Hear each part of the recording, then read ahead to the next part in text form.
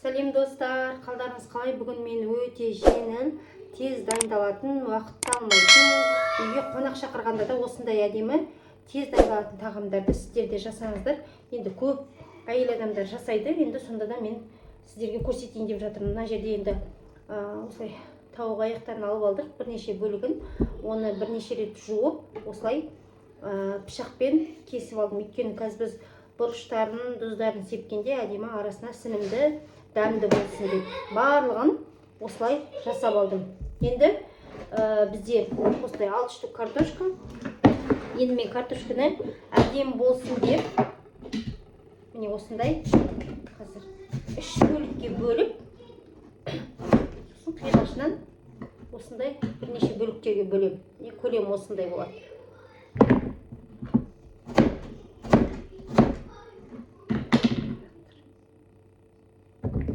Осылай барлығын бөліп аламыз. Картошканы жеке салбай, қазір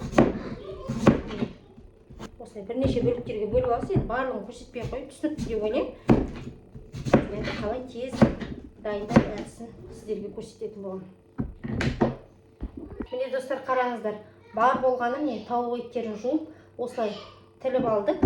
Сосын міне 5-6 картошканы осылай жуып, бұны да турап алдық. Енді бізге тұз салу керек. Осылай әдемілеп тұздаймыз. Сосын осының үстіне паприка себеміз. Енді өздеріңіз көз мөлшерімен саласыздар. Міне осылай бірнеше кішкентай қасықпен бір қасықтай деп айтайын. Сосын қара бұрыш саламыз. Оны да өздеріңіз көз мөлшерімен. Енді осындай тауық етіне арналған, осындай духовкаға пісіруге арналған приправа бар. Сол приправамызды саламыз осылай. Осы жеткілікті. Енді осыны біз кәдімгідей араластырып аламыз. Бір-біріне кішкене сіңсін. Енді аздап қазір көрдіңіздер. Міне осылай араларына қолдарыңызбен осылай жағып жіберсеңіздер болады. Әдемі сіңімді болу үшін күтпейміз де 20 минутқа қойып, 15 минутқа қойып, бірден қазір картошкасымен араластырып, қалай тез дайындалатын түрін көрсетіп жатырмыз сіздерге. Қараңыздар. Міне осылай барлығын жағып алдық. Жақынырақ бір көрсетейін. Міне осындай болып тұр. Енді осының үстіне біз манағы дайын болған картошкамызды салып аламыз. Міне. Енді аздап сұйық май құямыз. Осы жеткілікті, көп керек емес. Осының бетіне қазір енді майонезімізді салып аламыз. Оны да көз мөлшерімен көресіздер енді. Қонақ келгенде күшті. Енді осының үстіне кетчуп саламыз.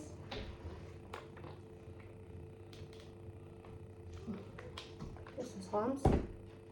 Енді қолымызбен барлығын араластырамыз.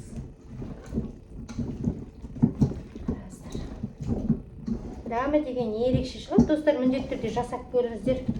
Өте оңай, жеңіл, не дайындаймын деп отырмайсыздар. Мен енді сенбі-жексенбі көбінесе дайындауға тырысам. Енді демалыс қой, балаларым да әдемі тамақ ішсін деп қалған күндер енді жеңіл тағамдар жасауға да тырысамыз. Міне осылай. Міне қараңыздар. Күшті өттір. Картошкамыз да міне осылай өттір. Барлығына жетті. Енді қазір біз тапамызға сұйық майды құйып, осыны салып орналастырамыз. Міне тапамызға енді сұйық майды осылай құйып аламыз, асты жабыспау үшін. Осы жеткілікті. Енді шөткін пайдаланбай осылай қолымызбен жабып шығамыз. Мына жеттеріне тисе болды, жабыспайтындай. Қазір пешімізге 180 градусқа қойып, тез жылдам пісіріп алатын боламыз.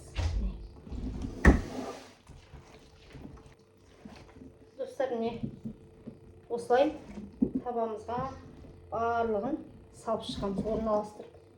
Қараңыздар.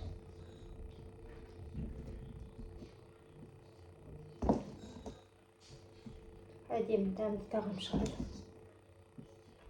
Қонақ келгенде күшті. Мынау енді өте оңай тағамдарымыздың бірі. Енді көбінесе манты жасауға тырысам. Ет асқаннан манты жасағанды жақсы көремін.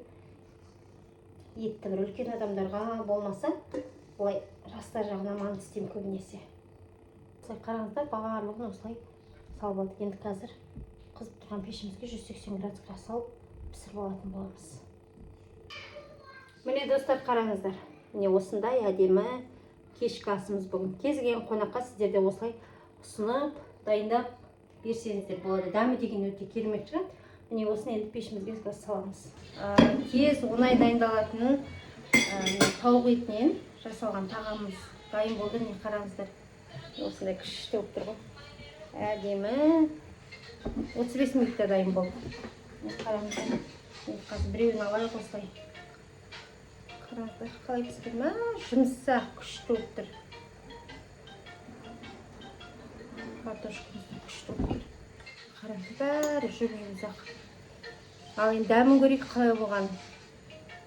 Каналыма тіркеліп ала беріңіздер достар.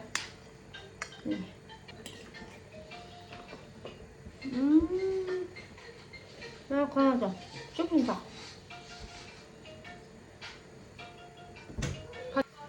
Достар, міне біздің бүгінгі дайындаған тағамымыз өте тез арада 35 минутта пісті. Қараңыздар, жұмсақ күшті болып тұр.